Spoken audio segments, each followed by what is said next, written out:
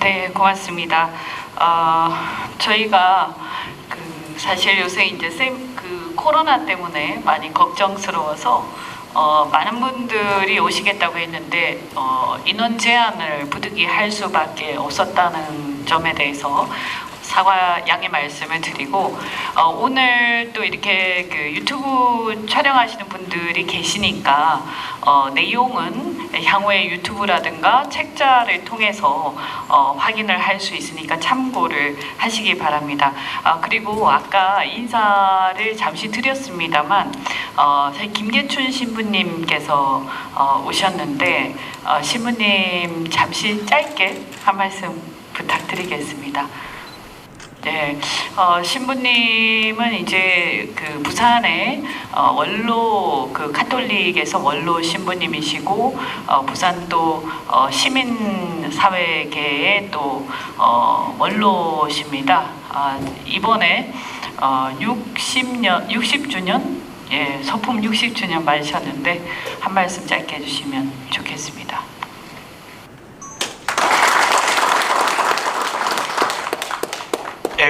애적하시는 여러분의 수고가 많습니다. 큰 비가 와서 예치 못하게 참사를 겪으신 분들을 위해서 조의를 필요하고 명복을 빕니다. 오늘 이 자리에는 이런 불행한 일이 다시 재발하지 않도록 지혜를 모아서 모두 이 부산 시민들이 행복한 생활을 할 수 있도록 이렇게 지혜를 모으는 날이라고 생각합니다. 제가 호주 멜번에 있을 때 경험해 보니까 한번 사고 나는 곳에는 반드시 24시간 내에 원인을 규명하고 즉시 그 원인을 재발하지 않도록 그런 것을 즉시 시정하는 것을 보았습니다.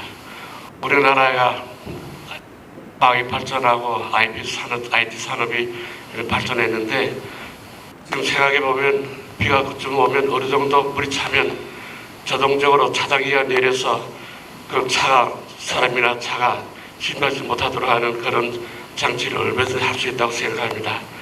오늘 이 자리에 지식과 경험이 겸비하신 분들의 지혜를 모아서 정말 좋은 결과가 나길 바라고 다시는 부산에 이러한 인재에 가까운 일이 없도록 우리가 다 정성을 다해서 지혜를 모아주시고 오늘 좋은 결과 있길 바랍니다. 여러분에게 축복이기 바랍니다. 행복하세요.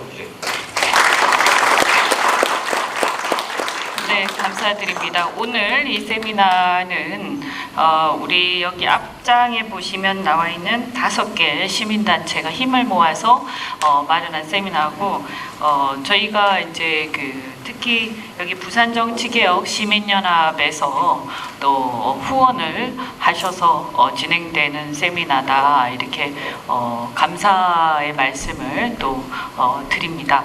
또 오늘 함께 해주시는 패널 분들께서도 이런 문제에 대해서 부산 시민으로서 이렇게 조금이나마 기여를 하면 좋겠다 이런 마음으로 사실 굉장히 바쁘신 분들인데 어떻게 보면 정말 다른 어떤 대가 없이 오늘 오셔서 또 이것을 준비하시고 여러분과 함께 토론해 주신다는 점에 대해서 함께 감사의 말씀을 전해드립니다. 그리고 이 지하차도에 그때 희생되었던 우리 유족 피해자분 유족분들께서 나와 계십니다. 지금 이제 뒤에 앉아 계신데 유족들도 나와 계시니까 아까 잠시 저희가 추모의 말씀은 드렸습니다만 잠시 이렇게 추모를 하는 묵념을 했으면 좋겠습니다. 잠시 좀 불편하시겠지만 모두 다 일어서서 예. 네, 차렷. 이번 피해로 희생되신 분들을 기리고 또 다시는 이와 같은 일이 일어나서는 안 되겠다는 그런 생각을 모아서 함께 짧게 묵념을 하도록 하겠습니다. 묵념. 바로. 네, 그러면 이따가 나중에 끝나고 혹시 시간이 되면 필요하시면 우리 유족분들께 말씀을 듣는 시간을 갖도록 하고 우선 먼저 토론을 시작을 하도록 하겠습니다. 이번 토론회를 마련한 취지는 아까 말씀드린 것처럼 희생되신 분들에 대한 추모도 있고, 그 다음에 이제 사실은 나중에 이제 패널 분들께서 말씀을 하시겠지만 부산시에서 내놓은 대책이라는 게 무슨 차단기를 설치하는 거 그게 다였습니다. 그래서 이거를 보고 저희가 굉장히 분노를 했고 어떻게 해서 사실은 이런 어이없는 일이 일어났음에도 불구하고 사실 또 그전에도 이미 몇 년 전에도 동래구 우장춘 지하차도에서 똑같은 사건이 발생을 했단 말이에요. 그런데 계속 똑같은 일이 발생하는데 내놓는 대책이라는 게 차단기 설치하는 거라는 걸 보고는 저희가 사실은 굉장히 어처구니가 없었습니다. 어떻게 보면 사실은 계속 우리가 이제 부산이 해안의 면에 있기 때문에 만조시에 이게 하수도가 범람하는 고질적인 문제를 갖고 있는데 이런 하수도의 어떤 구조적 문제 또 그리고 이 지하차도의 지형의 구조물의 문제점 그런 여러 가지 부분들을 얘기를 사실은 해야 되는데 그리고 제일 문제가 뭐냐면 아까도 우리 김미애 의원님께서 언급하셨지만 이 부산시가 사실은 유족들이 찾아갔는데도 분전박대를 할 정도로 자신들의 잘못에 대해서 아무런 개념이 없다는 이런 문제들에 대해서 뭔가 이렇게 법적인 부분에 있어서도 정확하게 전문가들을 모시고 짚어야 되겠다. 우리가 대충 그냥 넘어가서 될 문제가 아니라고 생각이 들었습니다. 그래서 오늘 이렇게 패널로 참석해 주신 분들께 너무나 감사드리고요. 먼저 부산의 녹색 소비자 연대, 부산 녹색 소비자 연대 대표도 맡고 계시고 치수와 관련해서 굉장히 많은 연구를 하셨습니다. 정창식 동원과학기술대 교수님께서 먼저 토론을 하시겠습니다. 예, 반갑습니다. 이번 부산의 폭우는 그 행정의 어떤 대표적인 단면을 보여준 것입니다. 인구 밀도가 높은 도시에서 도시의 제일 기본이 도시 방제가 되고 그 다음에 용지란이 되고 그 다음에 교통란 그 다음에 운영을 하는 재정란입니다. 그래서 이 일개 국가나 지방자치단체가 제일 먼저 해야 될 것은 인명과 재산을 보호하지 않으면은 세금을 거둘 자격이 없는 것입니다.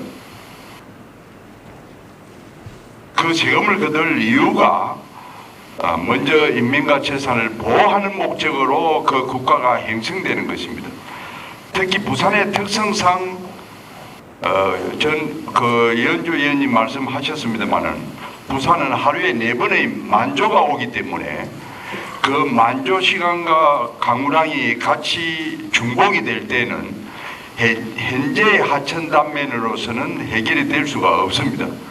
그리고 또 간선 도로의 하천 계획이 시간당 40mm만 오면은 해결이 안 되는 그런 구조인데 이번에는 시간당 86mm라는 기록적인 폭우가 쏟아졌습니다. 이렇게 해서 부산의 특성상 개의치 못합니다만은 제가 젊었을 때 사상공단 바닥이 낙동강 수위보다도 낮아서 사상 500만 평에 대한 침수를 해결하는 방법으로 높은 데서 내려오는 물은 바닥을 거치지 않고 높은 수위를 그대로 유지해서 두 군데 바다를 응궁 쪽으로 또 개법적으로 빠져나가는 것을 먼저 계획을 하고 감정 배수장과 응궁 배수장을 제가 직접 설계를 했습니다. 그 그때 제가 부산시 토목직으로 있으면서 계민 교수를 10년을 했는데 뭘 먼저 했느냐? 제가 토목직인데도 건축 설계를 먼저 했습니다. 뭘 했느냐? 바로 배수장 옆에 근무자들의 관리동을 먼저 설계를 해서 그 집 식구들이 아기가 3사람이라 생각을 하고 방과 배치를 하고 24시간 거기 사는 것을 계획을 했습니다. 그리고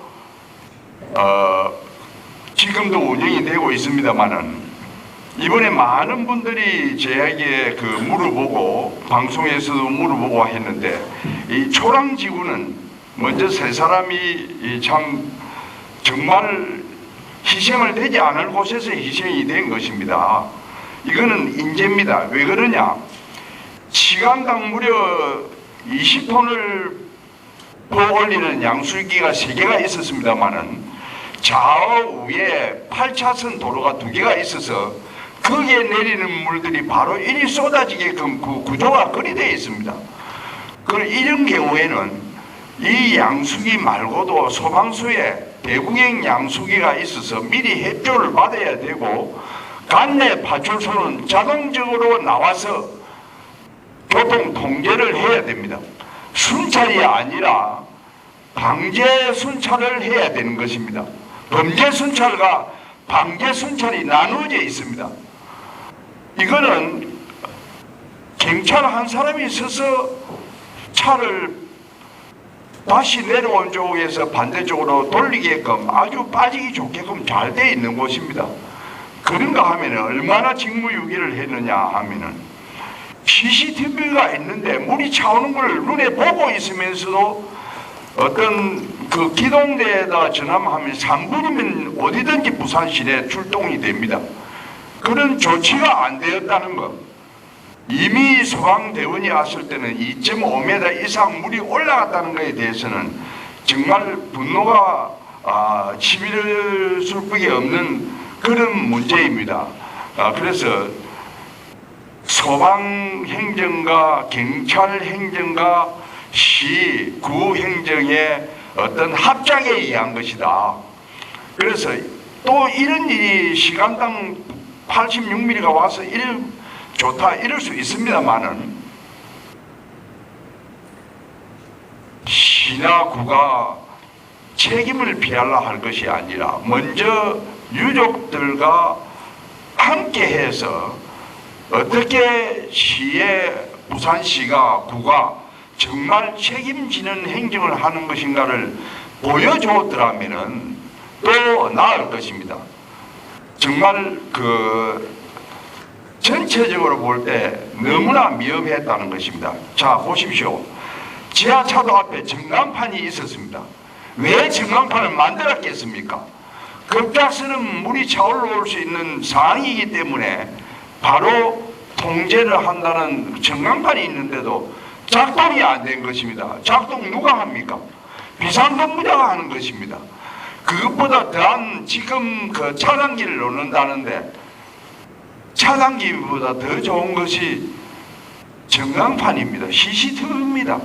첨단 장비가 다 되어 있는데도 이런 상황이 벌어졌다는 것입니다. 그래서 이미 우리나라 전반에 7월 중순부터서 남부에 장마가 오고 7월 말에 중부에 장마가 온다는 것은 이미 해고가 되고 했습니다만 제 제자들이 구청에 근무한 사람들이 제보고 뭐라 했느냐, 제가 방송을 한 거를 보고 난 다음에 교수님 이번에 비상이 걸려서 비상에서 구청에 도착하니까 10분 만에 해제돼 갖고 집에 가라 합디다. 도착을 했는데 점검도 해보지도 않고 이미 폭우가 왔을지라도 어떤 그걸 거울 삼아서 다음 방제에 해결이 되지 않고 10분 후에 집에 가라는 거랍니다. 그래서 바로 비가 와서 해제가 될 것이 아니라 피해를 조사를 해보고 재난특별지구가 아닌가? 구청장이나 시장이나 국회의원들이나 정책을 하는 구의회나 시의회가 재난특별지구를 계속해서 요구를 하고 재난특별지구도 최소 행정단위도 줄 수 있게끔 지금 되어 있습니다. 그 목소리가 제대로 나오지도 않고 10분 만에 집에 가라는 것이었습니다. 그러니까 지금 부산시 행정은 이시나 마나 하는 허울 좋은 행정이라고 볼 수 있습니다. 부산시 공무원 중에 행정직이 제일 많고 두 번째 토목직이 제일 많습니다. 토목직은 영어로 시블 엔지니어링 시민공학입니다. 시민의 인명과 재산을 보호하기 위해서 소위 말해서 영구적인 어떤 시스템이 되어 있는데도 그걸 활용을 잘 못하고 또 피해를 본 사람들에게 지역에 50사단이라는 사단이 있습니다. 군인들이 특히 나와서 시민과 함께 할 수 있는 그런 군인이 아닙니까?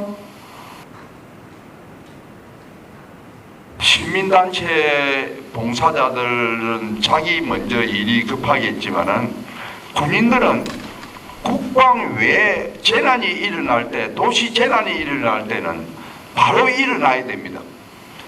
제가 87년, 88년 주코대학 도시방재연구소에 2년을 있었는데 많은 일을 했습니다만 그 중에 가장 보람 있는 일 하나만 말씀드리고 마무리하겠습니다. 다음 부임자들이 있어서 NHK와 주코대학 방재연구소가 동경도에 어떤 샘플을 내놓고 지진이 왔을 때 보고가 났을 때 화재가 났을 때 세 가지 예상을 갖고 주민이 하는 행동과 공무원이 하는 행동을 동시에 게임을 50분짜리 게임을 방송을 했습니다. 생방송을 게임을 해가지고 첫째 이웃 혼자 그 한 가정이 피하는 것이 아니라 세 가정이 한 조가 돼가지고 세 가정들이 서로 피난을 갑시다. 거기는 피난을 가면은 국민학교, 강당, 공원 두 가지가 피난 장소가 이미 주민들한테 교육이 되어 있습니다. 그래 가다가 길이 막히면은 우회 길을 1번이 있고 우회 길 2번이 있습니다. 그래서 1번 길에다가 저희들이 하재를 이래 붙여놔 놓으면은 그 표시를 보고 2번 길로 돌아가는 그런 게임을 하는 것입니다. 도착이 되면은 우리는 지정만 되어 있는 것이 아니라 그 학교에 비상 물건이 이미 그 마을 사람 숫자만큼 있다는 것입니다. 마른 음식이 포장만 뜯으면은 바로 먹을 수 있게끔 산소가 합해지면은 먹을 수 있게끔 비상식량이 있었다는 것입니다. 배의 구명정 안에 그 비상식량하고 비슷한 것이 이미 국민학교에 있다는 것입니다. 누가 요란스럽게 싣고 오지 않아도 그 공원에 그 학교에 비상식량까지 있었다는 것입니다. 화재나 수방이나 어떤 지진이 왔을 때 피난을 할 곳과 스스로 주민이 이웃이 함께해서 서로 도와가면서 왜 노인 이웃을 젊은 이웃이 챙기게끔 편성이 되어 있는 것입니다. 이런 어떤 기본 구조도 안 되어 있으면서 400만의 도시 경영을 하는 사람들이 정신 차려야 됩니다. 이번 케이스는 이상입니다. 전광판이 작동되지 않았다. 그리고 이 8차선 요거는 조금 그동안 지적이 좀 안 됐던 것 같은데 그 지하차도로 들어오는 거기서 빠져나가는 길이죠. 이렇게 보면 이제 북항 재개발하는 그쪽에 8차선에서 이렇게 빠지는 이 내리막길이 있습니다. 그래서 교수님 말씀은 그 내리막길을 통해서 이 폭우가 쏟아지는 구조로 되어 있기 때문에 평상시에 펌프로 빼낼 수 있는 배수량에 비해서 훨씬 더 많은 뭐라고 해야 됩니까? 물을 빼내는 그런 장치가 준비되어 있었어야 하는 것이고 그것이 또 하나의 원인이 아니었는가 하는 지적을 해주셨는데 굉장히 새겨들을 만한 얘기인 것 같고, 이 사고가 이렇게 급격하게 이 수위가 높아진 부분에 대해서 사실은 처음에 보면 부산시나 관계 당국에서 어떻게 해서 이렇게 폭우가 쏟아진다고 해서 갑작스럽게 이렇게 2.5m까지 올라가는가라는 그런 문제 제기들이 많이 있었는데, 저는 거기에 지형적인 구조에 좀 이렇게 집중해서 살펴볼 필요가 있다고 생각이 됩니다. 그 외에도 이 공동체 속에서 어떤 사고가 일어났을 때 나의 책임, 그러니까 법적으로 내가 담당해야 될 일이 아니라 하더라도, 예를 들면 소방관이 와서 구조를 해야 되는 일을 하더라도 만약에 그 옆에 경찰관이 있었다든가 또는 다른 누군가가 있었을 때 할 수 있는 사람이 할 수 있는 조치를 해야 되는데, 제가 개인적으로 생각할 때는 우리가 어렸을 때 이렇게 보이스카웃이라든가 이런 거 많이 했던 것 같은데 우리 교육에도 좀 문제가 있지 않는가 하는 근본적인 생각을 한번 해봅니다. 교수님께서 많은 말씀을 해주셨는데 어쨌든 이 관계 당국이나 공무원들이 내가 담당하는 게 아니더라도 이 문제, 어떤 문제가 발생했을 때 모두가 힘을 합해서 문제를 해결한다 라는 그 마음 상태로 좀 돌아가기를 바라면서 다음 패널 모시겠습니다. 그 다음 패널은 이화기술단의 이봉재 대표이사시고요. 지금 이봉재 대표이사님은 이제 토목공학 쪽으로 굉장히 유명하신 분이십니다. 부산 지역 상습 침수구역의 특성 분석과 침수 예방 대책에 대해서 말씀을 하시겠습니다. 반갑습니다. 저는 이번 참사에 대해서 인재냐 천재냐를 따지기 전에 수리수문학적으로 우리 부산시가 상습적으로 침수 피해를 입고 있는 문제에 대해서 좀 발표를 하고, 그 부분에 대해서 앞으로 우리가 침수 예방을 위해서 어떤 행동을 해야 될지 하는 부분에 대해서 제안을 드리도록 하겠습니다. 먼저 부산 그 지역의 지형적인 특성을 말씀드리겠습니다. 상습 침수 지역이 발생하는 지역에 대해서 어떻게 상습 침수가 발생하는가, 그 지형적인 특성이 있습니다. 먼저 그 배산 임해 구조를, 지형 구조를 말하지 않을 수가 없습니다. 그러니까 부산은 산지로서 그 축을 이루어 가지고 도시의 낮은 골짜기에 우리 주거지가 위치하고 강수 그 주거지의 배면은 전부 다 산지로 이루어져 가지고 강수가 내렸을 때 산지에 떨어지는 물이 그 주거지로 급격하게 쏠리는 현상, 그런 현상으로서 침수가 많이 발생됩니다. 그리고 배산 임해 구조라 그러면은 그 바다와 산이 맞닿는 부분에 대해서는 바다의 조위에도 영향도 많이 받는다는 그런 이야기입니다. 그래서 초량천, 동천, 부산천 이런 부분들에 대한 침수 구조는 홍수에 대한 홍수 도달 시간이 급격히 짧아가지고 하구에 몰리는 수량은 빨라지고, 그 다음에 바다에서 하구 부분에서 바다와 연안 부분에서 바다를 밀고 나가는 우리 하천수의 힘이 약하기 때문에 홍수 배제 속도가 늦어짐으로써 침수구역이 발생한다, 이렇게 말씀을 드릴 수가 있습니다. 그 다음에 온천천 유역도 상당히 침수구역이 많습니다.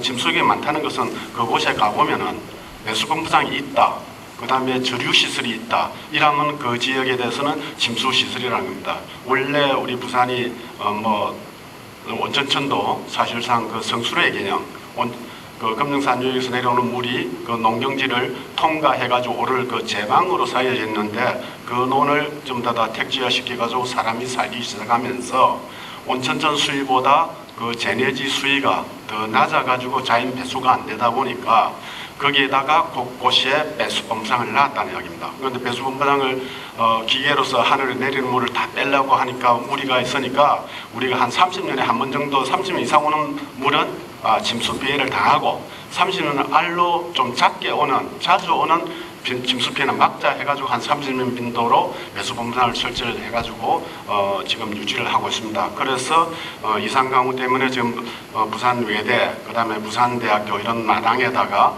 저류소를 만들어가 상류에서 물을 일부 가두기도 합니다.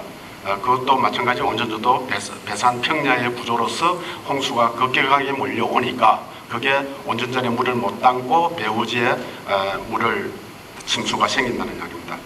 그 다음에 정간 신도시도 그 자강천 하류에 침수 피해가 잦습니다. 그것도 망을산, 백운산, 삼각산으로 둘러싸인 그 분지 형태의 지형에 의해 가지고 비를 모아 가지고 하천을 빼다 보니까 하천의 유소이 급하고 제방을 파괴하고 이런 현상이 생기고요. 그 다음에 강서구 대저 일동 지역이 침수가 많이 발생해 가지고 신덕 배수펌프장, 맥덕 배수펌프장, pom프장을 많이 놓습니다. 그 부분은 이제 선상지, 그러니까 평야지대에 물이 놓이니까 원래 그게 평야지대일 때는 우리가 농경지에 놓는 우리가 장막에 물을 담아도 되거든요. 그런 시설로 배수로가 전부 다 설계되어 있는 지역입니다. 그런 지역인데 사람이 거기서 많이 마을을 이루고 살다 보니까 침수 피해가 잦아서 거기도 배수펌프장으로 대책을 하고 있습니다. 그 다음에 장산봉과 봉호사를 둘러싼 배산골짜기 구조의 용호동도 사실상 침수 피해가 잦았던 곳입니다. 거기도 마지막에 배수펌프장을 놓고 그 다음에 우수 조류소를 상부에 설치를 해가지고 지금은 침수 피해가 좀 덜한 상태고요. 그 다음에 그 매축 사업으로 토지 조성에 대한 폭풍 해일 피해에 취약한 지역입니다. 그러니까 우리가 바닷가에다가 흙을 갖다 가지고 쌓아 가지고 하면 그 높이에 따라서 공사비, 그러니까 토지 조성 비용이 결정이 됩니다. 그 토지 계획부를 결정하는 게 바다의 수면 높이, 그 다음에 거기에 도달하는 파도의 높이, 그걸 가지고 실제 토지의 매립 계획부를 결정을 하거든요. 그렇게 하다 보니까 실제 파도가 좀 더 높게 왔을 때는 올파가 되고, 그 다음에 평지 대부분 매립지가 거의 FH를 거의 평지로 매립을 합니다. 그렇게 하다 보니까 경사가 부족해가지고 우수구를 통해서 물이 잘 안 빠져나오는 게 우리 부산 지역이 해마다 피해를 입고 있는 그 유역 지형적인 특성을 갖고 있다는 그런 말씀을 드리고요.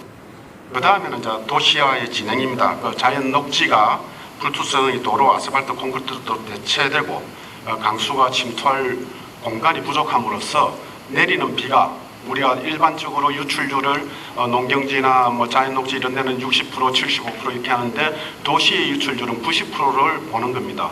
85%에서 90%를 보는데 그게 100이 내리면 90이 다 하천으로 다 몰려가지고 다 흘러나가야 된다는 그런 내용이고요. 그렇게 해서 천도 유출량의 증가와 발생 시간의 단축을 초래하게 됩니다. 그 다음에 또 하나 문제는 도시화가 지표면에 대한 포장에 대해서만 문제가 있는 게 아니고 우리 지하 공간을 개발함으로써 흙이 안반에서 지표면까지의 사이는 실제로 스펀지 같은 역할을 해가지고 비가 내릴 때는 좀 머금어 줬다가 비가 끝나고 난 다음에 물이 쫄쫄쫄 흘러내리는 그런 하천과 그런 지형이 돼야 되는데 도시 개발이 되면서 지하 공간을 지하 주차장을 넣고 건물에 지하 3층 4층을 넣고 지하철을 넣고 이렇게 하다 보니까 사실상은 지하 강수가 내려가지고 땅 속에 머금어줄 스펀지가 갈수록 없어지고 있다. 그렇게 해서 죽은 땅이 되고 생명이 없는 땅이 되면서 재해적으로는 방제적으로는 실제 유출률에 대한 절대적인 높이는 효과가 나온다. 그런 말씀을 드릴 수가 있겠습니다. 그 다음에 그림 1을 보시면 이제 우리 부산이 어떻게 이렇게 됐는가 하는 것은 1905년도 조선 총독부에 발간한 지도를 보면은 영도와 그 동구 연안이 지금 가덕도 연안처럼 매립지가 없는 거의 바다와 산이 맞닿는 이런 지형 구조를 갖고 있었습니다. 1905년만 해도요. 그 다음에 1915년 초량일 때 매축지 계획도를 보면은 연안에서 산지에서 그 매립한 데까지 하천을 길게 이렇게 빼내는 계획이 있습니다. 이 계획을 보면은 그래도 복귀는 하지 않았지만은 하천의 길이가 충분히 늘어났다는 것을 알 수 있습니다. 그 다음에 용두산 일대 시가도를 이렇게 보면요, 1925년에도 연안이 그만큼 많이 개발이 안 됐습니다. 영도 쪽을 보면은 이 남항동이 아직까지 그 만으로서 그냥 그대로 있습니다. 이게 이제 영도 같은 경우는 남항동 매립을 함으로써 또 거기도 침수 피해가 많이 발생해가지고 거기도 이번에 또 배수공장을 지었습니다. 그러니까 우리가 살기 위해서 땅을 매립하고 그 땅을 이용하다 보니까 땅을 이용할 때는 좋은데 여름 홍수기에 침수가 되니까 또 본부장을 놔야 되는 이런 문제점을 갖고 있다는 그런 내용입니다. 그 다음에 1930년도에 초량동과 수성동 일대의 시가도를 보면은 여기서 초량천 자체가 위에서부터 밑에까지 하구까지 전부 다 객으로 되어 있습니다. 그러니까 하천이 바다와 맞물리게 복개를 안 덮었다는 거죠. 그렇게 되었을 때는 물의 수위가 높아지면 수위가 높아진 만큼 밀고 나갈 수 있는 그런 하천 홍수의 배제 능력을 개그 상태는 가질 수가 있습니다. 그래서 이때만 해도 지금 매립지에 철로를 지나면서도 다 개그 상태로 이루어지고 있고요. 그 다음에 1946년도에 동구, 중구, 영도구 일대 시가도를 보면은 도시화가 연안선이 상당히 매립이 돼가지고 도시화가 진행 중인 상태가 되어 있습니다. 지금 여기서 이제 볼 것은 경부선 철도가 노반을 축조를 하면서 지금 현재 우리가 이용하는 중앙대로보다 지반이 좀 높게 축조가 되어 있다는 점입니다. 그러니까 강수가 내리면은 그 비는 원래 초량천, 부산천 그 하구 복개 박스로 나가지 못하면은 그 물은 뚝방이 돼가지고 물이 고일 수밖에 없고 거기서 낮은 곳이 지하차도로 물이 쏠릴 수밖에 없는 그런 구조를 갖고 있다는 점입니다. 그 다음에 1951년도에 보면은 아까 하구가 개수로 형태로 되어 있던 하천들이 전부 다 복개가 되고 상류부에는 그래도 개수로로 되어 있는 그 하천의 모습을 볼 수가 있습니다. 이때부터 아마 좀 부산의 중앙대로는 잦은 침수 피해와 하수도를 통한 역류, 도수 현상 이런 것이 나타나지 않았겠나 하는 생각입니다.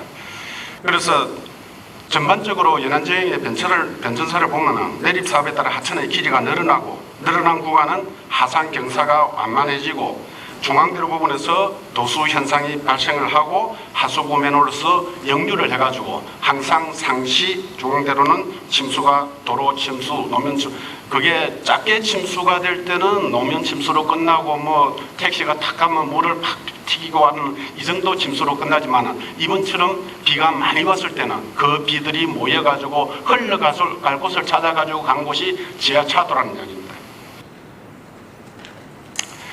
그래서 초량천 하천 기본계획을 검토를 해보면 1992년도에 초량천 하천 연장이 1.6km였습니다. 그런데 2011년 8월 계획에 보면 2.3km 약 700m 늘어났습니다. 이게 아마 북한 개발과 관련해가지고 매립이 늘어나면서 하천의 하구의 길이가 더 늘어난 것 아니냐 이렇게 판단을 하고 있습니다.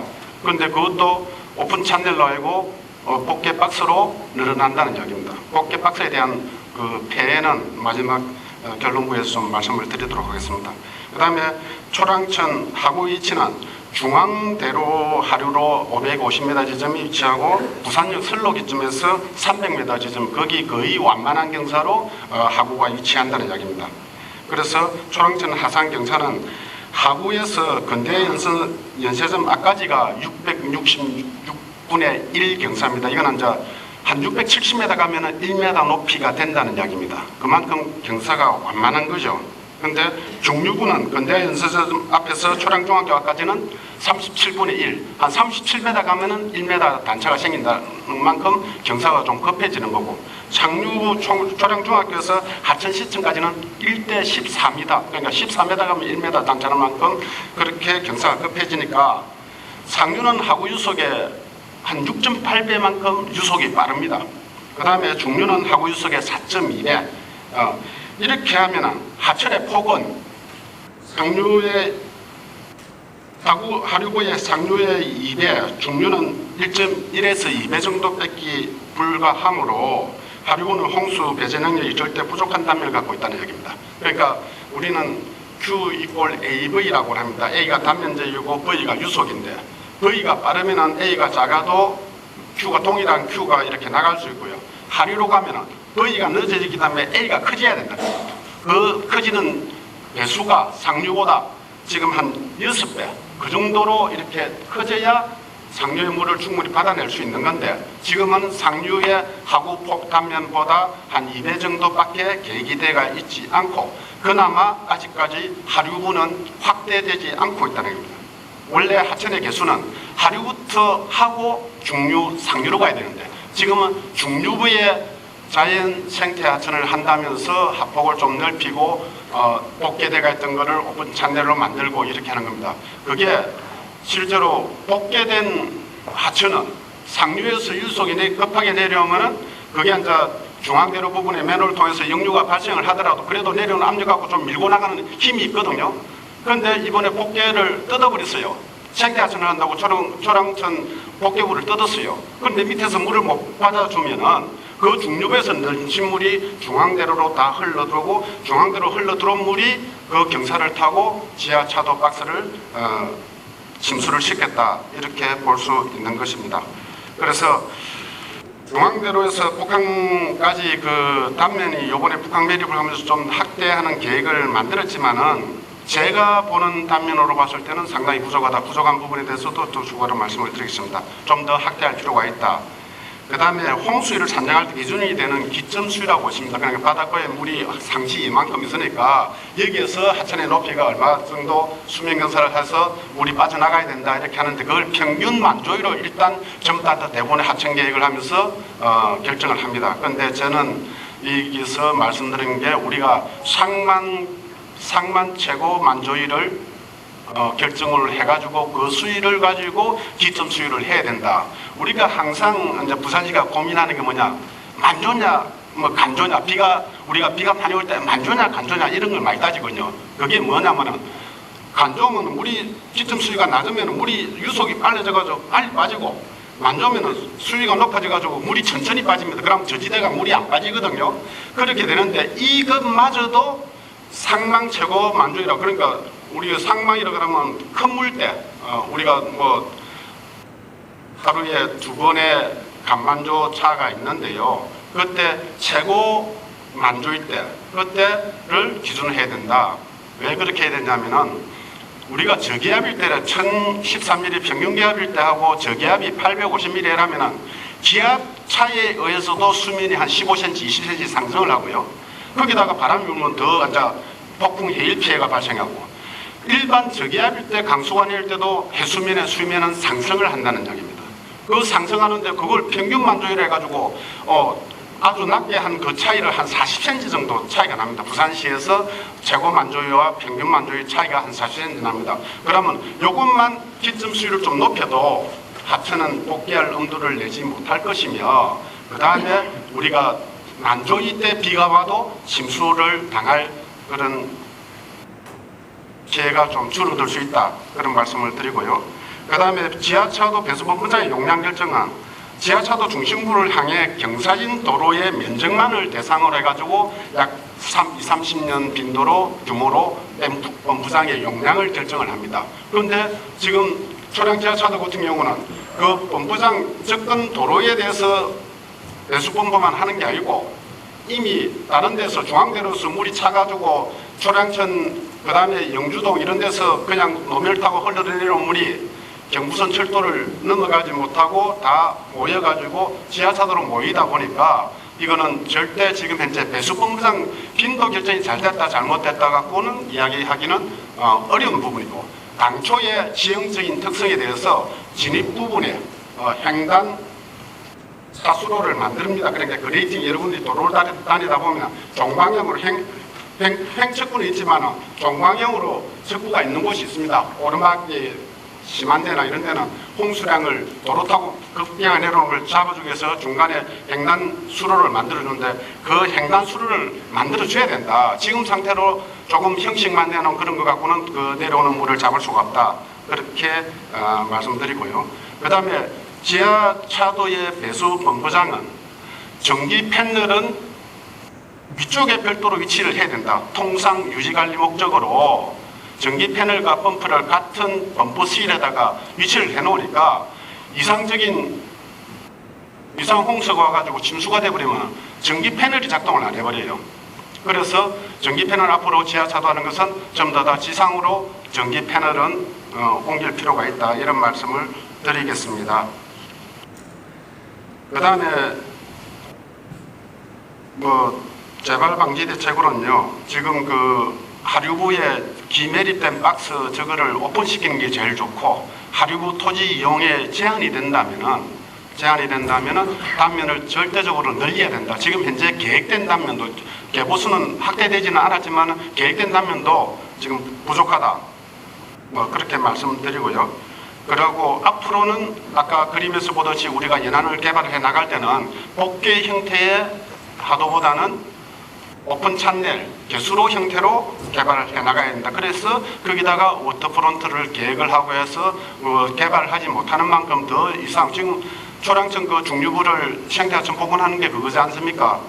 하천을 생태하천화 시켜가지고 주변의 환경을 개선하겠다는 거거든요. 그런데 우리 하류부에 지금 북한 개발하는 건 전부 다 안거로서 전부 다 끄집어내고 있어요. 그런데 안거는 우리가 육상의 안거 길이가 50m만이면 청소부가 홍수기 전에 전후로 준수를 할 수 있지만 100m, 200m, 500m 이래 돼버리면요, 유지준수를 하기가, 특히 바닷물이 늘 차가 있는 곳은 유지준수하기가 어렵습니다. 그러니까 단면은 갈수록 막힐 수가 없다. 우리가 처음에는 단면을 10으로 해가지고 계획을 했는데 그거는 나중에 10년이 지나면은 단면이 8이 돼가 있을 수가 있다. 배수본부장은 우리가 30년대로 설계를 했는데 30년이 앞으로 30년 돼도 30년 물을 풀 수 있느냐? 기계는 녹슬고 하기 때문에 무조건 배수본부장이 최고로 될 수는 없다. 지형을 바꾸는 계획을 하고 기계가 없어도 돌아갈 수 있는 방법. 여러분들 차 10년 타면은 산성마을 올라갈 때 낑낑대지 않습니까? 기계도 마찬가지입니다. 배수본부도 물에 담기는 배수본부도 10년 지나면 그렇게 됩니다. 네. 이상으로 간단하게 마치겠습니다. 이상입니다. 네, 잘 들었습니다. 우리 방청객 여러분 혹시 이해를 하셨는지 잘 모르겠는데 이 워낙 전문적인 용어들이 많아서 저는 이제 굉장히 따라가느라고 좀 힘들긴 했는데요. 그런데 대략 무슨 말인지는 알 것 같아요. 제가 계속 참사 현장과 그 주변을 둘러보면서 그리고 거기 하수구를 제가 살펴봤는데 이 하수구 밑에 진흙, 그러니까 뻘 같은 게 쌓여가지고 하수구 밑에 그걸 뭐라고 그럽니까? 하여튼 수위가 굉장히 높아질 수밖에 없더라고요. 그래서 이런 상태면 그러니까 배수시설이 무의미한 상태구나. 그래서 예를 들면 물 빠지는 높이를 갖다가 10cm로 해놔도 지금 이게 계속 바닷가에서 뻘이 쌓이면서 시간이 지나면 10cm가 아니라 8cm가 되고 5cm가 되고 한다는 게 그런 의미 아닌가 싶은데요. 그거를 이제 보통 준설을 정기적으로 자주 해야 되는데 부산시가 아마 준설을 제대로 안 하지 않았을까 하는 생각이 좀 들고, 또 준설을 했다 하더라도 말씀하신 것처럼 계속 쌓이고 이제 준설 주기가 더 짧아져야 되는 거죠. 그렇게 되면. 그런 말씀이시죠? 그래서 제가 전문가가 아니다 보니까 한번 이해를 하는데 조금 어려움은 있습니다만 무슨 말씀인지는 알 것 같습니다. 근데 근본적으로 나중에 좀 혹시 다 끝나고 토론을 한번 했으면 좋겠는데 결국에는 복개가 큰 문제네요. 복개와 매립이, 그죠? 그래서 한마디로 이게 자연적으로 땅의 어떤 흙에 의해서 물이 스며들어야 되는데 물이 이제 콘크리트와 이런 복개 이런 걸로 인해서 스며들지 못하는데 그거에 비해서 하수 시설은 턱없이 부족하다. 이게 이제 결론인 것 같습니다. 그러면 사실은 거기다가 지금 보면 이게 지금 30년 주기라는 것도 너무 웃기는 게, 그럼 30년에 한 번씩은 문제가 될 수밖에 없다 이런 것 같고, 거기다가 만조위를 기준으로 할 때 최대 만조위를 기준으로 해야, 그래야 사고가 나도 큰 문제가 안 생길 텐데 지금 부산은 평균 만조위가 기준으로 돼 있기 때문에 평균보다 높아지면 항상 문제가 생긴다는 그런 얘기죠. 그러면 어떻게 보면 문제가 생길 수밖에 없는데도 불구하고 다 알면서 근본적 대책을 세우지 않고 그냥 지나가고 있다. 그러다가 문제가 심각하게 하필 그때 그런 어떤 심각한 사고가 났을 때 그 사람이 그냥 재수 없는 것이다. 이런 식의 아니한 사고방식에 빠져 있다는 거를 알 수가 있고 그럼에도 불구하고 이번에 부산에서 발표한 차단기에 그치고 있는 이 대책을 보면 저는 정말로 어이가 없어서 어떻게 이런 지금 여기서 말씀하신 것만 해도 근본적으로 문제를 해결해야 되는 게 어마어마한 거 아닙니까? 이건 사실은 부산 전체의 하수 개선 계획을 세워가지고 중장기적으로 해나가도 될동말동한 이 상황에서 몇 달이 거의 한 달이 지나고 나서 내놨다는 대책이라는 게 차단기 하나 달랑 나와 있는 걸 제가 보면서 이게 그런 정도는 당일날도 나올 수 있을 것 같아요. 그런 정도 대책은. 그래서 진짜 이건 심각하다는 생각이 듭니다. 여하튼 복개를 했는데 지금 이걸 생태하천 만든답시고 또 이제 전시행정의 일종인 것 같습니다. 그래서 나름 무슨 이제 청계천처럼 만들겠다 이래가지고 중류부에다가만 생태하천을 만들고 하류부에는 이거를 복개한 부분에 대한 대책이 별로 없는 상태에서 그러니까 쉽게 말해서 이게 강이 이렇게 막 하천이 이렇게 흘러내려오는데 이게 이제 홍수가 폭우가 내리면 막 빠른 속도로 내려올 거 아닙니까? 그런데 제가 혹시 틀리면 좀 지적해 주십시오. 제가 전문가가 아니라서. 그런데 이게 다 지금 복개를 해놓으니까 이 안에서 무슨 일이 일어나는지 땅이 덮인 곳은 알 수가 없는 거예요. 그런데 여기서 난리법석이 일어나는데 이걸 생태하천 한다고 하면서 복개한 걸 뜯어가지고 중류부 쪽에 하는데 청계천처럼 만들겠다. 그 취지는 나쁜 건 아니죠. 문제는 뭐냐면 중류부만 뜯고 하류부는 그대로 놔두다 보니까 이 오히려 더 심각한 문제가 발생해서 도로 이 하류부 쪽에서 꽉꽉 어떤 이 포화 상태랄까요? 뭐 용어를 제가 잘 모르겠습니다만 하류부에서 난리가 나는 거죠. 그래서 그 하류부가 난리가 나면서 이거는 정상적인 배수가 도저히 될 수 없는 그런 상황에 처해 있는데 구조적인 문제, 이번에 생태 하천을 중류부에만 집중하는 문제, 복개가 돼 있는 땅들이 대부분이라는 거. 특히 초량천 같은 경우에 그리고 거기에서 지금 기준하고 있는 만조 수위부터 평균에 불과하고 그 주기도 30년 이게 30년에 한 번씩은 큰 사고가 날 수도 있다. 이걸 그냥 방임하면서 그럴 수도 있다라는 식으로 안이하게 생각하고 있다는 거. 거기다가 사실 준설도 제대로 안 되고 있는데 이 준설이 제대로 안 되고 또 제대로 돼도 지금 계속 쌓이기 때문에 항상 문제가 되는데 제가 저기 부산역 바로 옆에 하수구를 제가 들여다봤어요. 그 사고 현장에 가서 하도 열받아서 그 하수구를 쭉 따라가 봤는데 하수구가 다 막혀 있어요. 이 뻘처럼 돼가지고 하수구 입구가 다 막힌 곳이 태반입니다. 그러니까 제가 볼 때 그 지역은요 침수가 안 되는 게 이상한 거예요. 그런데 이 과정에서 준설도 그러니까 그러면 최소한 제가 볼 때는 홍수 그러니까 장마 전에 준설을 한번 싹 했었어야 되는데 제 느낌에는 안 하지 않았을까 하는 왜냐하면 막 거기에 풀이 막 나 있고 무성하게 숲이 막 거의 풀밭처럼 이렇게 돼 있던데 그게 준설을 만약에 며칠 전에 했다라고 하면 그렇게 됐을 리가 없지 않습니까?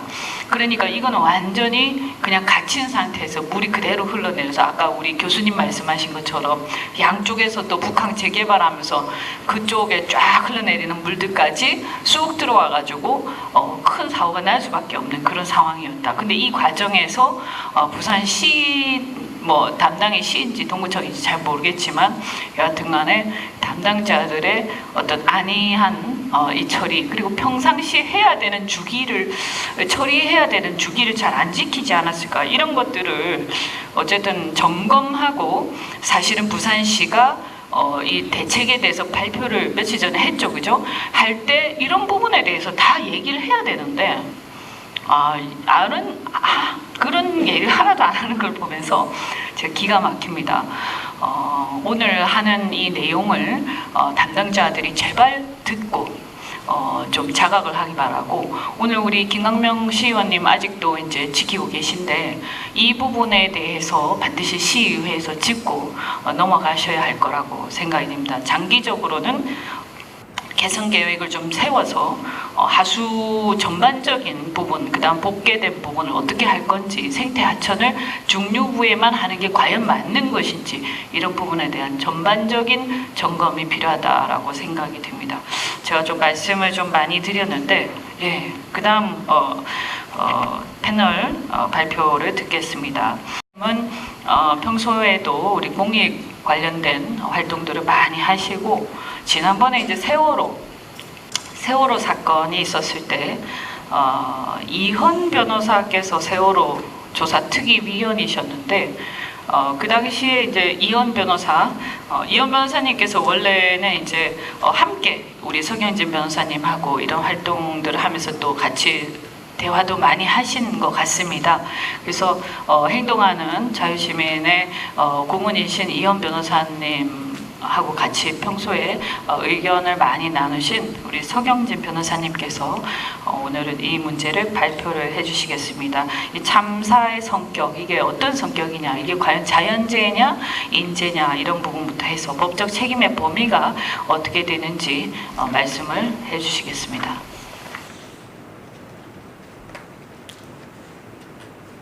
네, 반갑습니다. 방금 소개한 서경진.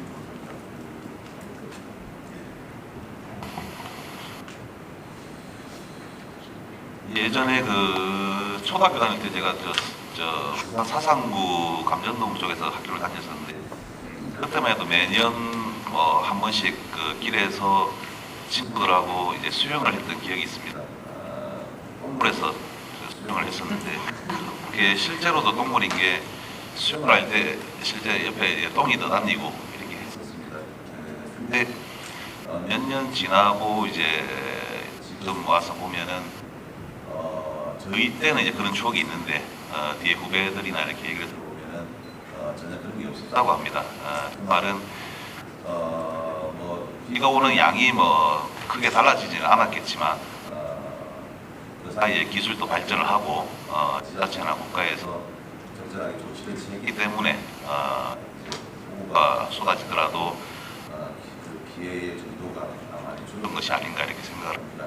그래서 현재는 기술이 많이 발전을 한 상태이고 국가나 지자체가 의지만 있다면은 웬만한 문제는 사전에 방지하고 해결을 할 수 있다 이렇게 생각을 합니다. 한 10여 년 전에 그 변호사 사무실은 서울에 있고 집은 해운대고 이렇게 해서 매일 출퇴근하면서 KTX로 출퇴근하면서 몇 개월 이렇게 다닌 적이 있습니다. 그때 아마 제가 몇 개월 사이에 수십 번 이상 이 지하철도를 이용했던 것으로 기억을 하는데, 제가 생각하기에 만약에 그때 만약 내가 지나가고 있을 때 이런 상황이 벌어졌다면은 그 사망자가 나였겠구나 이런 생각을 합니다. 그래서 이번 참사를 통해서 제가 느끼는 것은 세 분의 희생자가 생겼지만 그 희생자가 경우에 따라서는 내가 될 수도 있다는 거, 나일 수도 있다는 이런 생각을 하게 되었습니다. 결국은 문 대통령께서도 행복 추구권 언급하면서 이렇게 여러 말씀을 하시던데, 이제 정치적 견해를 떠나서 모든 국민이 행복 추구권을 누리는 시대이고 가능한 한 기본권이 보장되는 시대입니다. 근데 그 기본권 중에서 가장 중요한 것이 우리 국민들의 각 개인들의 생명권입니다. 그 생명권이 가장 중요하고 생명권이 보장될 때 여러 가지 자유를 누릴 수가 있습니다.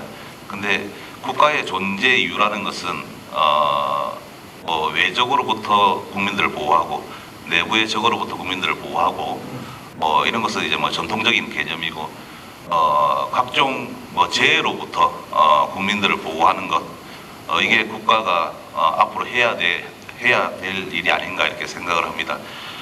그래서 국가나 지방자치단체가 제대로 된 역할을 수행하지 못할 때 국가라면은 국회, 지방자치단체라면은 시의회가 조금 더 적극적인 목소리를 내서 잘못된 행동을 고치고 새로운 행동을 할 수 있도록 적극적으로 좀 나서주면 좋지 않을까 이렇게 생각합니다.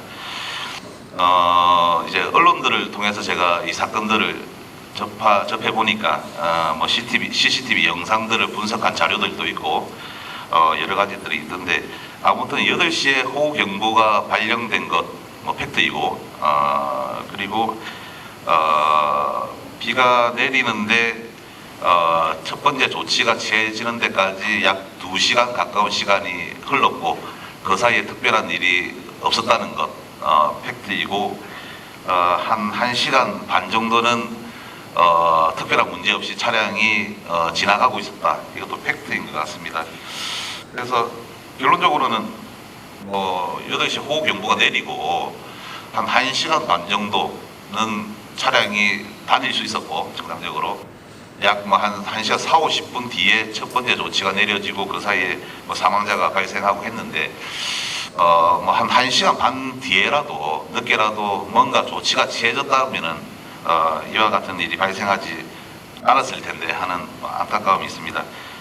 이번 사건의 성격과 관련해서 이것이 자연재해냐 아니면 인재이냐 아니면 자연재해적 성격과 인재의 성격이 복합적으로 작용한 것이냐 통상은 자연재해인데 인재도 겹친 거 아니냐 이렇게 보는 시각들이 꽤 있는 것 같습니다.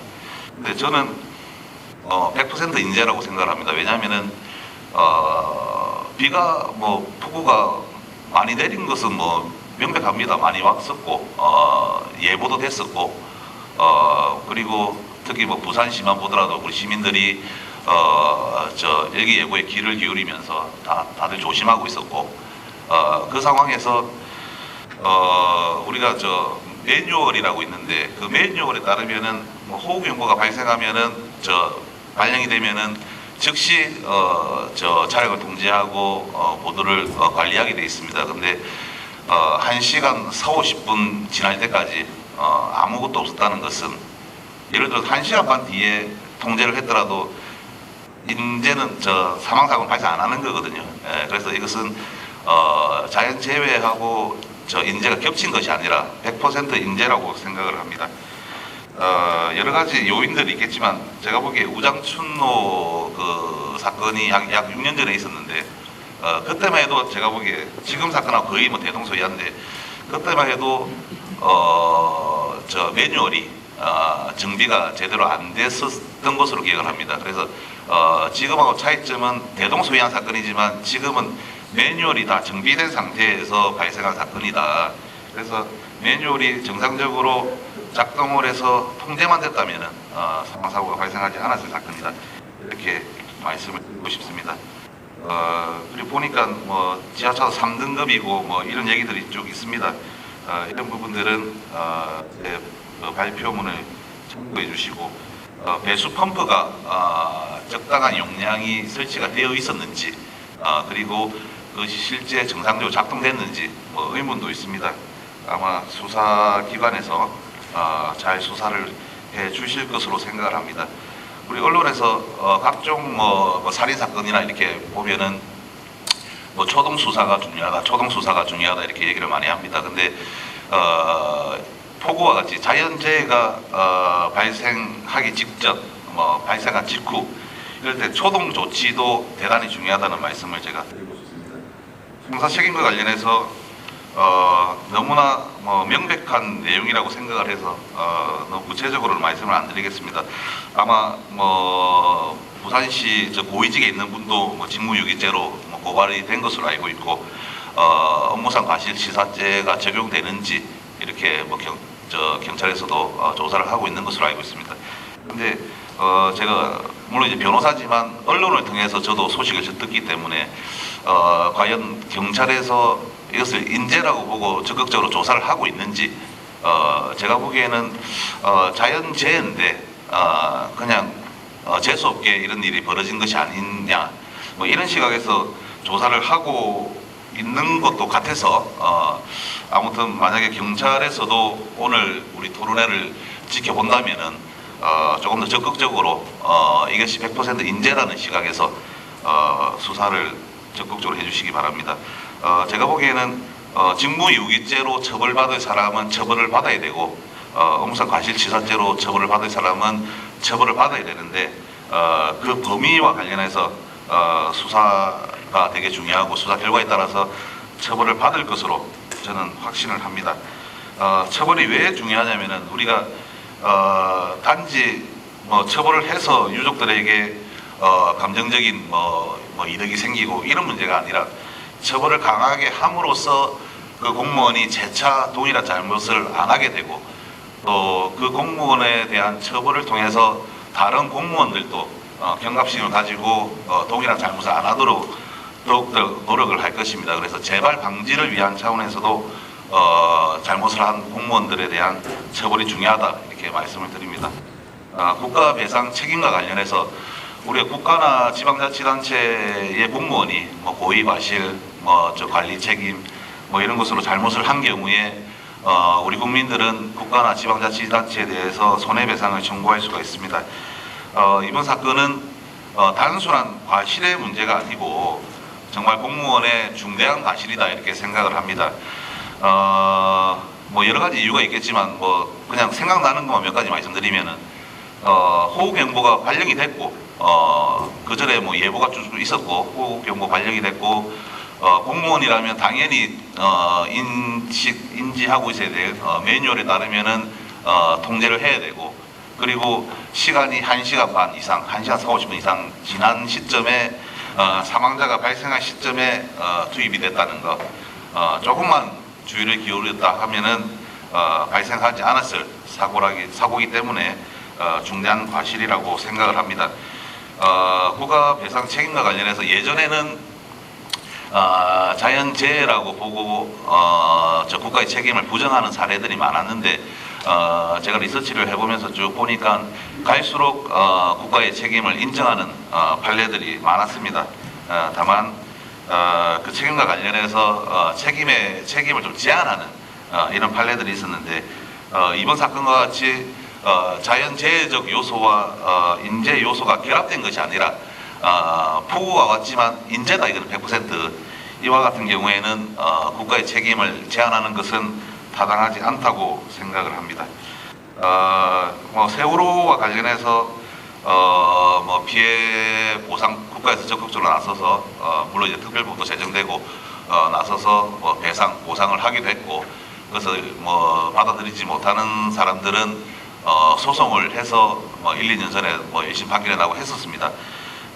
그래서 우리 유족들도 나와 계셔서 금액들을 언급하고 하는 것은 적절하지 않은 것 같고 세월호 사건에서 국가가 책임을 인정하고 그 배상을 위해서 노력을 이제 그 노력과 관련해서도 이제 인정하는 그 생각들은 다르겠지만 아무튼 최소한 그 정도 수준에서 국가가 잘못을 인정하고 그 정도 수준에서는 배상과 보상을 해야 될 것이며 재발 방지를 위해서 정말 아무나 할 수 있는 이런 말 말고 정말 이제 앞으로 절대 이런 일이 발생하지 않게끔 재발 방지 약속, 대책 이런 것이 꼭 필요하다고 생각을 합니다. 예, 이상 마치겠습니다. 드립니다. 초동 조치의 문제점 지적을 해주셨고 특히 이게 형사처벌에서 과실치사가 인정이 된다고 보인다. 그리고 중대한 과실 우리 이제 국가배상 책임이 인정이 되기 위해서는 중과실이 인정되어야 하는데 이 정도면 중과실로 봐야 한다 이런 말씀을 하셨습니다.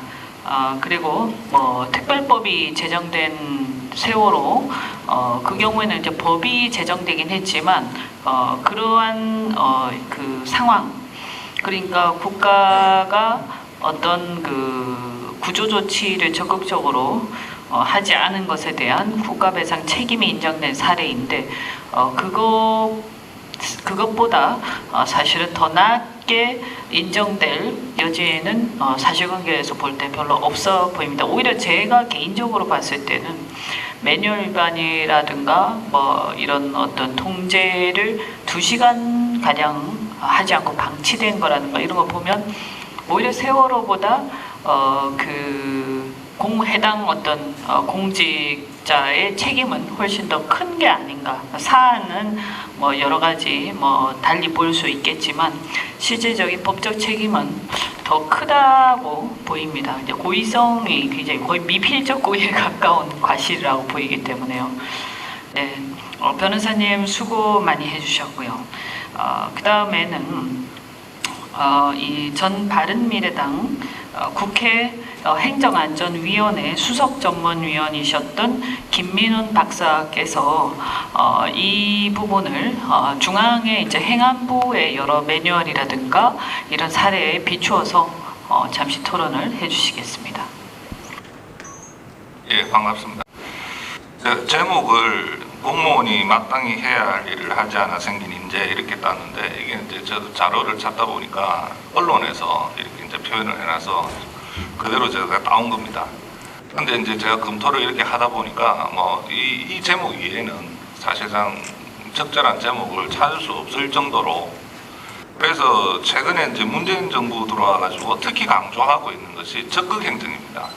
그래서 적극 행정 같은 경우는 뭐 웬만하면 다 면책시켜주고, 그래서 이제 그래서 뭐 소극적인 행정으로 인해서 국민에게 피해가 발생한 걸 방지하겠다, 이런 게 이제 이 정부의 기조라고 보는데, 사실 이 지금 사고 참사의 경우는 뭐 여러, 지금 제가 뒤에 얘기를 하겠지만은 뭐 여러 기관들이 행정청에서 다 책임이 있는데도 아예 한쪽이라도 나가서 적극적으로 좀 조금이라도 했으면 방지할 수 있었던 사고가 아예 뭐 지금 오히려 서로 간에 책임 소재를 따지고 있는, 서로 뭐 자기는 책임이 없다, 여기는 책임이 없다, 이렇게 이제 따지고 있는 상황이 되어 보니까 무척 안타까운 생각입니다.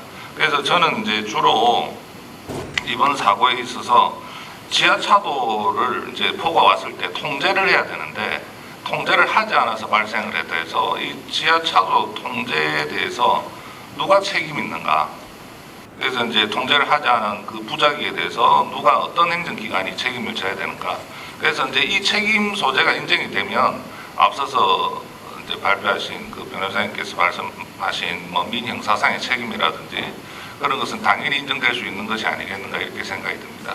그래서 지금 현재 부산시나 부산 동구청, 경찰, 소방은 이제 구조 과정에서 이제 좀 논란이 되는 부분이기 때문에 저는 이제 통제 측면에서만 이제 조금 누가 책임지는가를 중점적으로 좀 고찰을 했습니다.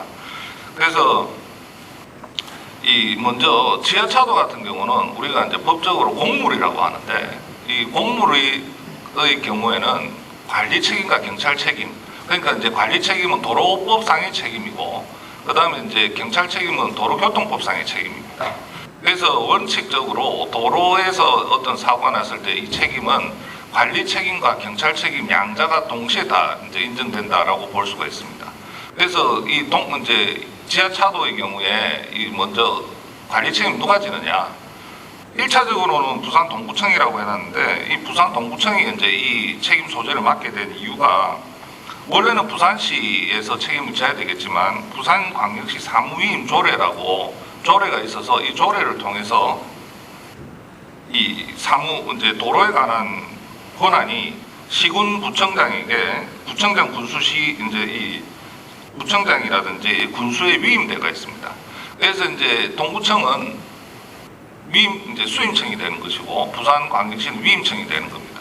그래서 기본적으로 수임청에 있어서도 위임청과 똑같이 자기들이 책임을 져야 되기 때문에 기본적으로 이 이제 관리 책임은 부산 이제 동구청이 일단 책임 소재지를 지닌 행정관청이 된다는 것이고, 부산광역시 같은 경우 동구청이 책임이 있다라고 이제 미루고 있는데, 부산광역시 같은 경우도 위임청으로서 당연히 관리감독 책임을 지게 됩니다. 그래서 부산광역시도 책임이 당연히 있는 것이고, 그 다음에 이제 동구청은 말할 것도 없습니다. 뒤에 이제 조금 이따 다시 얘기를 하겠지만, 경찰 같은 경우도 이게 이제 관리 책임이에요. 경찰 책임 같은 경우도 당연히 이거는 관리 책임과 경찰 책임은 법적으로 다르고 근거도 다른 겁니다. 그래서 이 이제 경찰 책임 같은 경우도 당연히 진다라고 볼 수가 있습니다. 그래서 서로 간에 사실 우리 책임이다라고 얘기를 해야 되는데, 이게 거꾸로 서로 간에 우리 책임이 아무것도 없다, 뭐 서로 간에 책임만 미루고 있는 그런 상황이 되는 겁니다. 그래서 맨 먼저 그 발정문 18페이지 보시면 동구청의 책임이 먼저 나오는데, 이 동구청 같은 경우는 우리가 이제 앞서서 뭐 변호사님 말씀하셨지만 원칙적으로 차량 통제를 하고 안 하고 이 부분에 있어서는 행정청의 재량으로 봅니다. 그런데 이제 이 재량이라고 하는 게 해도 되고 안 해도 되지만 어떤 위기 상황이 돼가지고 행정청에서 적극적 조치를 취해서 막을 수 있는 상황이 되면은 그 재량권이 없어집니다. 그래서 지금 이 상황 같은 경우는 재량권이 없어지는 상황이라고 볼 수 있습니다. 그러면 그 말은 무슨 말이냐면, 동구청은 통제를 자기들이 하고 안 하고에 대해서 재량이 있는 것이 아니고 무조건 통제를 해야 되는 상황이 된다는 겁니다. 그런데 이제 그것을 취하지 않았기 때문에 당연히 그 동구청의 어떤 위법 부작위는 통제하지 않은 것은 위법하다라고 볼 수가 있겠고, 그리고 이제 이 통제 기준 매뉴얼 등을 이렇게 이제 우리가 많이 얘기를 하는데, 실제로 이제 행정안전부에서 그 19쪽에 이제 제가 자료를 조금 올려놨는데, 이 2019년도에 행정안전부가 전국에 145개 지하차도, 그래가지고 이제 부산이 앞서서 김예은 말씀하셨는데 33곳이 있다, 이렇게 해가지고 이제 여러 가지 통제 기준을 밑에 이제 지자체 하다라고 그거를 운영 중에 있었다, 이렇게 얘기를 하고 있는데, 실제로 이제 2020년 침수 우려 지하차도 현황을 보면 부산 지역에 33곳이 있고, 그 부분에 이제 초량 제1 지하차도가 이제 피해 유형 및 통제 기준이 어떻게 되냐면, 등급은 물론 그 언론에 많이 나와 있는 대로 3등급이 되어 있습니다. 그런데 피해 유형 및 통제 기준을 보면 0.2m 침수 시 도로 통제 이렇게 되어 있습니다. 그럼 20cm 물 차면 이제 이거는 도로 통제를 하라라고 이 지금 이제 침수의 지하차도 현황을 보면은 행안부에서 관련 이게 이제 기준이 나와 있습니다. 그리고 이 기준에 따라서 이 부산시는 호우 관련 행동 매뉴얼 부산시 도로계획과에서 만들었고, 그 다음에 이제 이 부산시 동구청 안전도시과에서 당연히 지하차도 침수 대비 매뉴얼을 만들었습니다. 거기에서 이제 보면 4단계 1, 2, 3 4단계에서 3단계 호우주의보, 그 다음 4단계 호우경보에서 3단계 호우주의보 당시에는 차량 통제, 상황 판단은 인력 배치, 이거는 이제 당연히 동구청하고 동구청 안전도시과하고 동부경찰서 같이 돼 있고, 그 다음에 호우경보 시에는 이제 차량 진입 통제를 하도록 돼 있는데, 이것도 역시 안전도시과 동부경찰서 같이 돼 있습니다. 그래서 사실 이게 왜 인재라고 하냐면은 이런 매뉴얼이라든지 통제 기준들이 다 마련이 돼 있는 겁니다. 이게 없었다고 한다면 뭐 우리가 제도적 법적 시스템이 문제가 있다 이렇게 얘기를 하고 있지만, 사실상 매뉴얼이라든지 여러 가지 지금 이런 부분들이 제대로 어떻게 보면 뭐 지금 매뉴얼에 잘 정비가 돼 있다라고 볼 수 있는데, 이런 부분들이 작동이 되지 않은 거죠. 그러니까 이제 이거는 한마디로 공무원들의 어떤 무책임한 어떤 안이한 태도, 뭐 이것밖에 이유를 찾을 수가 없다고 생각이 듭니다. 그래서 먼저 조금 전에 이제 말씀드린 대로 동구청은 뭐 우리가 이제 당연히 자기들이 이제 수임청으로서 관리 책임이 있는데도 불구하고 또 자기들이 만든 매뉴얼이 있는데 그것조차 인지를 못했다라고 하는데, 그거 매뉴얼상에 뭐 어떤 조치를 취하지 않은, 그래서 1차적으로 동구청의 책임은 명확하다라고 볼 수 있습니다. 그리고 이제 앞에서도 말씀드렸지만은 부산시 같은 경우도 당연히 위임청으로서 관리감독 책임을 당연히 진다, 이렇게 얘기할 수 있고, 그 다음에 경찰 측의 언론 보도를 보면은 경찰 책임을 회피하는 발언들이 많이 나옵니다. 경찰은 책임이 없고 뭐 동구청에서 책임이 있다 이렇게 얘기를 하는데, 앞서서도 말씀드렸다시피 이게 이제 공무원의 책임에 있어서는 관리 책임이 경찰 책임도 당연히 지게 됩니다. 경찰 책임이라고 하는 거는 이제 다른 도로교통법상의 책임이라고 볼 수 있는데, 그래서 경찰도 당연히 책임을 지게 되고, 특히 이제 앞에서 말씀드린 그 안전 매뉴얼상에 보면 3단계, 4단계, 동구청에서 만든 매뉴얼을 보면 3단계, 4단계에서는 같이 하도록 이렇게 되어 있습니다.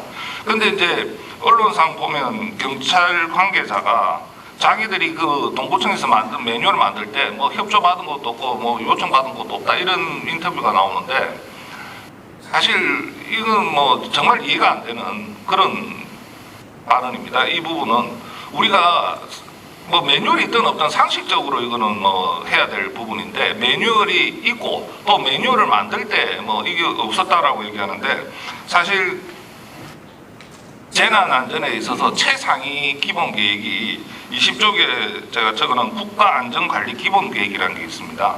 이게 이제 재난관리법에 따라서 만들어진 그 최상위 기본 계획인데, 여기 보면 경찰청의 업무가 이제 뭐라고 되어 있냐면, 태풍호우 특별 발효 시 지자체 등 유관기관과의 협업 대응체계 구축하도록 노력하라 이렇게 되어 있습니다. 구축하도록. 근데 이게 뭐 기본 계획이 있든 없든 당연한 내용이라는 거죠. 그런데 이거를 기본 계획이 명시되어 있고, 당연히 어떤 동부경찰서에서는 동부청, 그래서 이게 매뉴얼이 만들어진 게 아니겠습니까? 뭐 매뉴얼이 있든 없든 경찰 책임은 분명하지만, 그래서 이런 그 발언은 정말 자기들 책임을 회피하는 발언이다 이렇게 생각이 듭니다. 그 다음에 이제 우리가 통상적으로 그래서 이제 이게 부산시 동부청 동부경찰서 이렇게 책임 소재가 있다고 생각이 들고, 한 가지 이제 조금 의문이 드는 부분들이 행정안전부, 그래서 이제 우리나라의 재난을 총괄 책임지는 행정안전부는 그러면 책임이 없느냐, 이 부분이 조금 의문이 갑니다. 이 부분에 있어서. 그래서 지금 이제 이 사고가 터지자마자 부산시나 동구청 이제 소방재난본부라든지 소방서에 대해서 행안부가 감찰을 지금 하고 있고, 8월 10일 날 이제 뭐 그 앞에 차단 조치라든지 교육을 강화하겠다라는 그런 이제 뭐 대책 아닌 대책을 지금 행정안전부도 대책을 내놓았습니다.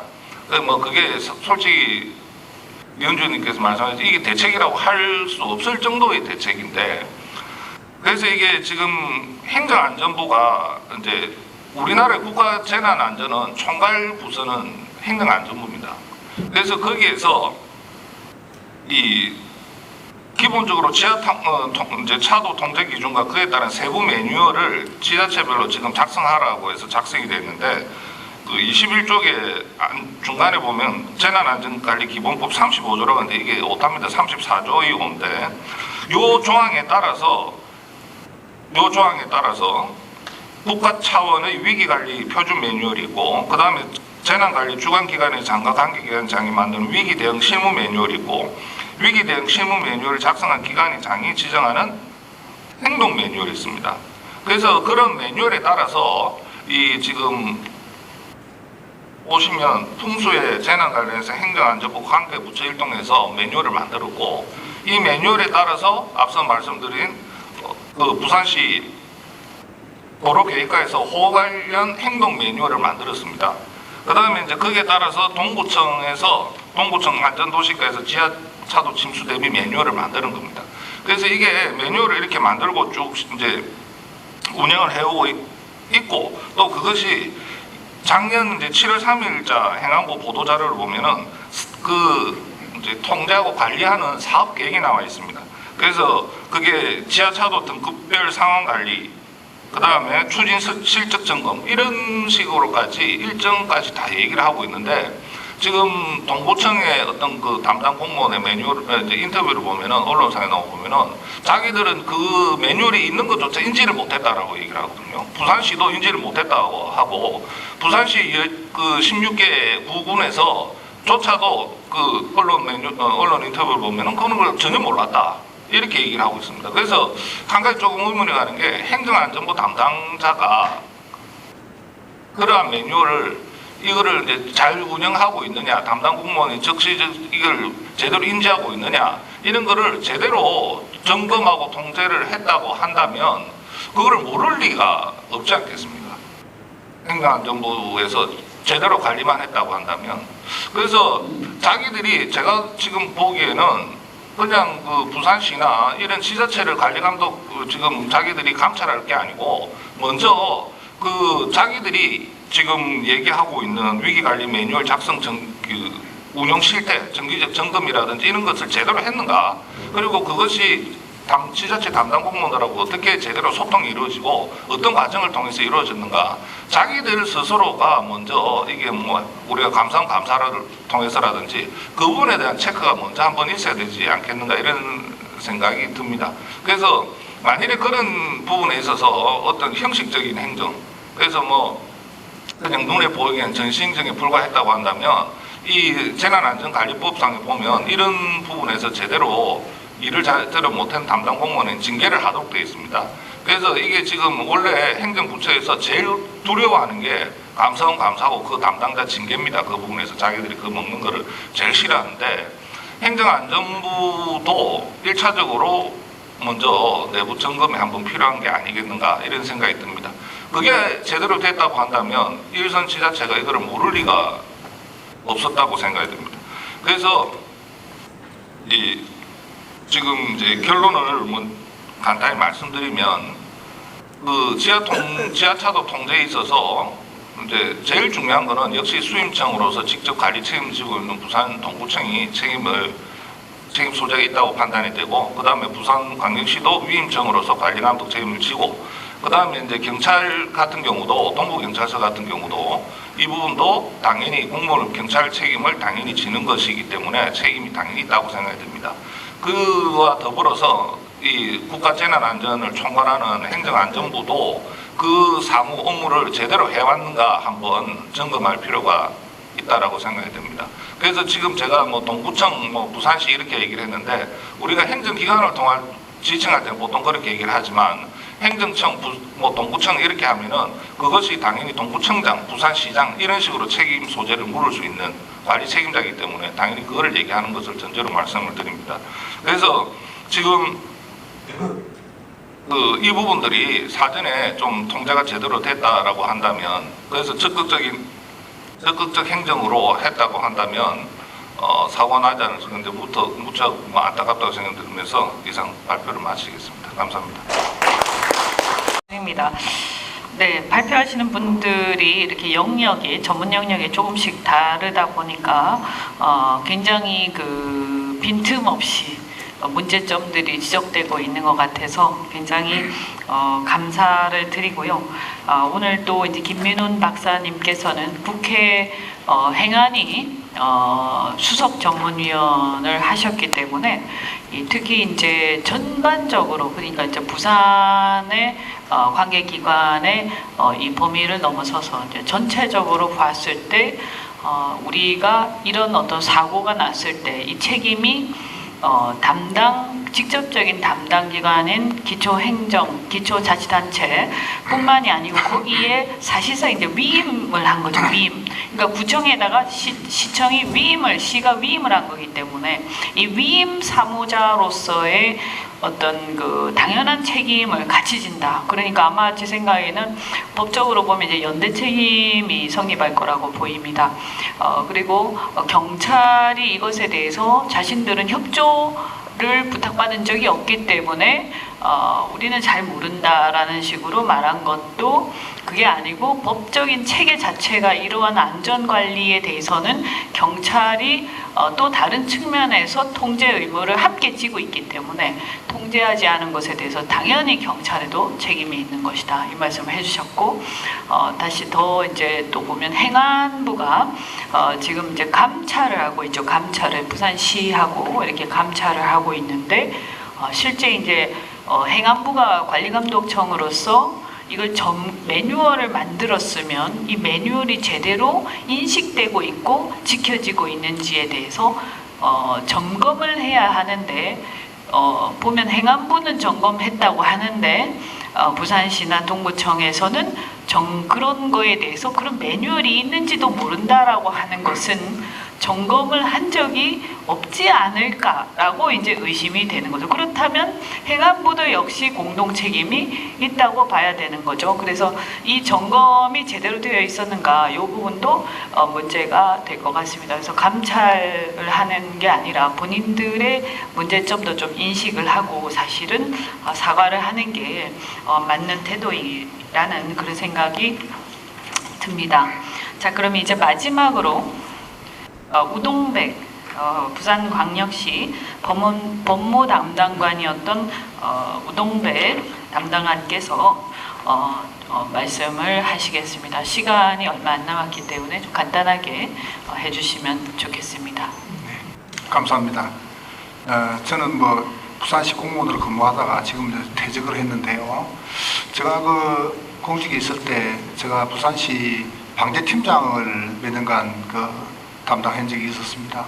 그때는 주로 저희가 태풍에 의한, 부산은 태풍에 의한 집중호우 피해나 산사태 이런 게 주였는데, 최근 2014년부터 특이한 어떤 재난이 발생하고 있는데요. 지하차도 침수에 의한 차량과 인명 피해입니다. 그래서 오늘 세미나가 계획된 시간이 11시 30분까지인데 그 시간이 제가 발표를 들어가는 이 시점에 벌써 이 시간이 훨씬 지났습니다.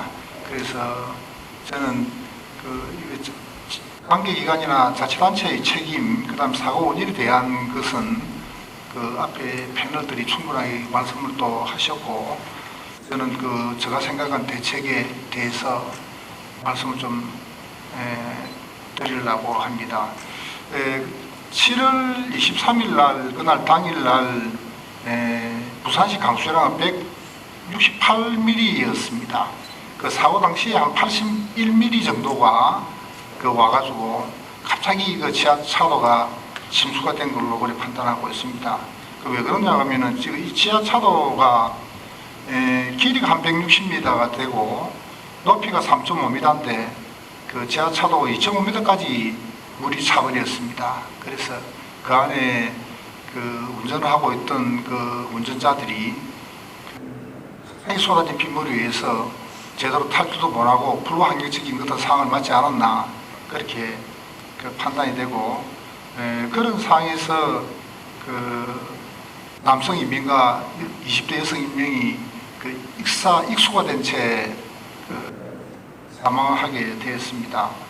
그 다음에 사고 당일날 강수량은 부산 지역 강수량은 168.2mm이고 사고 직전 5일간 부산 지역 강수량은 110mm입니다. 그러니까 이거는 당일날 집중호우에 의해서 갑자기 지하차도가 침수가 된 걸로 이렇게 판단하고 있습니다. 네, 패널 간에 당일날 부산시 강수량이 좀 차이가 납니다. 저는 168.2mm라고 되어 있는데 저는 기상청 자료를 인용을 했고, 부산 지역도 넓은 면적은 아닙니다만 지역별로 강수량의 차이가 있어서 이렇게 인용된 강수량의 차이가 있는 걸로 이해해 주시면 감사하겠습니다. 네, 그리고 6년 전에 동래구 우장춘로에 있는 우장춘 지하차도가 침수가 돼 가지고 안타깝게도 할머니와 손녀가 사망을 했는데 왜 이때는 차가 한 대가 침수가 되고 사망이 2명인데 초량 지하차도는 차량이 한 됐을 때 정도 되는 걸로 알고 있고, 그날 9명이 탈출을 하다가 3명은 구조위원회에서 구조가 됐고 6명은 구조가 됐고 결국 3명은 익수된 채 발견이 됐습니다.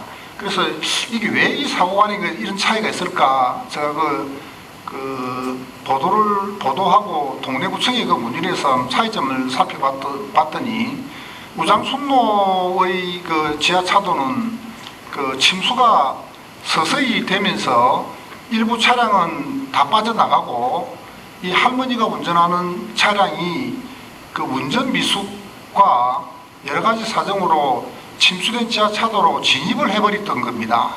그래서 안타깝게도 이래 사고를 당한 것 같습니다. 네, 그리고 저 부산 지역의 그 지하차도 관리 실태인데 부산 지역에는 총 48개의 지하차도가 있습니다. 여기에서 강제 배수가 필요한 지하차도가 29개고 자연 배수가 되는 뭐 평지형 지하차도가 19개인데 그 이거에 관한 그 자료는 그 첨부가 첨부가 되어 있으니까 그 자료로 참고를 해 주시기 바랍니다. 제가 볼 때는 이 사고 원인은 지하차도 관리기관 간의 협조 체제 그 미흡과 그 지하차도 관리 그 부서의 안전 불감증이 그 중요한 원인이라고 그렇게 생각합니다. 지금 그 초량 제1 지하차도의 그 유가족들이 그 국가를 상대로 국가배상심의위원회를 그 신청을 소송을 제기한 걸로 알고 있습니다. 그래서 동네 우장순로 지하차도에 그 사망자 유가족들은 이런 움직임을 보이지 않은 것 같아서 그 초량 제1 지하차도와 우장순로 지하차도의 사고에 대한 어떤 책임도 관계기관의 어떤 책임도 상당한 차이가 있는 걸로 그래 보여집니다. 그 재발 방지 대책인데요. 그 호우경보 시 단기별 지하차도 차단이 그 필요하다고 생각합니다. 호우경보가 발령되면 구청에 있는 그 CCTV 관제센터라고 있습니다. 구청에서 중요한 그 교통 흐름 지역이나 제위험지에 CCTV를 설치를 해놓고 그 관제센터에서 이래 주시를 하고 있습니다. 그리고 이번에 동구 관제센터에서도 이게 왜 지하차도가 침수가 되는지를 몰랐냐 이러면은 지하차도의 안쪽이 그 소등이 불이 다 꺼져가지고 침수되는 사항을 그 모니터 상에는 표시가 안 나왔다고 합니다. 그것만 알았어도 구청에서 그 교통 통제를 하고 그 구조를 요청했을 건데 그런 이 사고가 날 때 이래 보면은 우연이나 이 가시일이 겹쳐야 이게 사고가 나거든요. 이때도 이래 안타까운 사고가 난 것 같습니다. 그래서 이 단기별 지하차도 차단도 뭐 차량 내비게이션사와 좀 협조가 돼가지고 실시간으로 운전자들한테 그 전달되는 그런 대책도 좀 강구되었으면 하고 또 이거에 대한 그러면 호우경보가 내리면은 그 기계적으로 그냥 뭐 지하차도를 차단하면 능사냐? 우리 부산에가 아까도 보시다시피 29개의 지하차도가 있는데 이게 8개 구청에 그 흩어져가 있고 중요한 교통소통을 담당하는 지하차도입니다. 그럼 공무원들한테 이 사고가 났을 때 음악에 그 책임을 물어서 공무원들은 그럼 호우경보만 발령되면은 뭐 지하차도가 침수가 되어 있는지 안 됐는지도 그 살펴보지 않고 그냥 차단만 하면은 공무원들은 면책이 되겠죠.